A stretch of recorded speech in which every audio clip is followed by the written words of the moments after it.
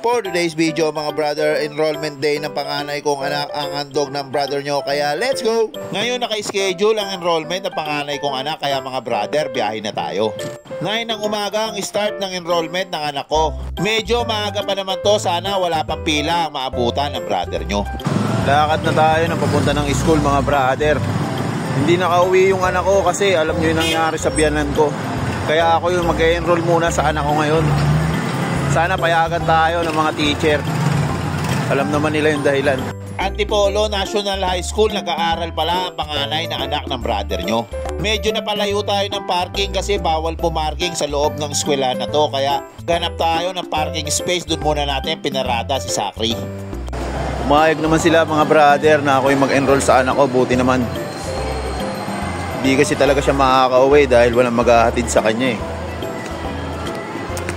Akit na tayo na hagdanan mga brother. Pag-akit ko ng hagdanan, ito pila na bumungad sa brother nyo. Mahabang pila kaya simulan na natin to. Hanggang taas pa yan mga brother, kaya kailangan talaga magtiyaga ng brother nyo para makapag-enroll ang anak ko. Esperanza Canteen, sikat na kantin dito sa Antipolo National High School. Sa mga nag-aaral dito sa Antipolo National High School, alam ko dito rin kayo pumupunta pag break time nyo. Dito pala ginaganap ang enrollment ng incoming grade 9. Inares building kung hindi pa nagkakamali ang brother nyo. Mga 2 oras eksakto simula nang dumating tayo. Konting tiyaga pa mga brother, matatapos dito.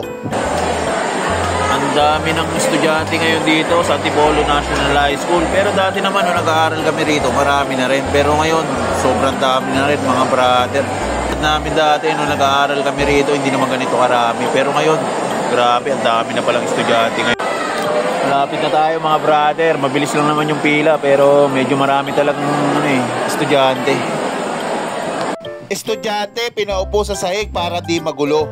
Pero di na kaya yan ng brother nyo, kaya dito sa gilid, pwesto tayo.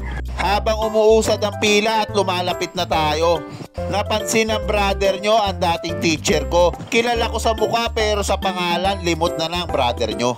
Ma'am, shoutout sa'yo, ito pala ang mabait na estudyante mo. Nakatapos na tayo ng enrollment, sa school supplies naman tayo, didiretso. Libreng bag at uniform, kuha tayo. Tapos na tayo mag-enroll mga brother. Pero kukuha muna tayo ng school supplies. May libreng school supplies tong Antipolo National High School. Hindi tayo pupunta para pumila. Mabilis ang pila, matatapos at makakauwi na tayo. Inabot ng 3 oras ang pila ng brother nyo. Okay lang naman, mabuti at nakapag-enroll na ang anak ko. Pati school supplies nakakuha na din tayo. Tapos na tayo mag-enroll mga brother. Uwi na tayo. KFC ulam ng brother nyo. Di na ako nakapagluto kaya bumili na lang ako sa kanto. Kaya hanggang dito na lang mga brother. Like and share for more videos. Salamat!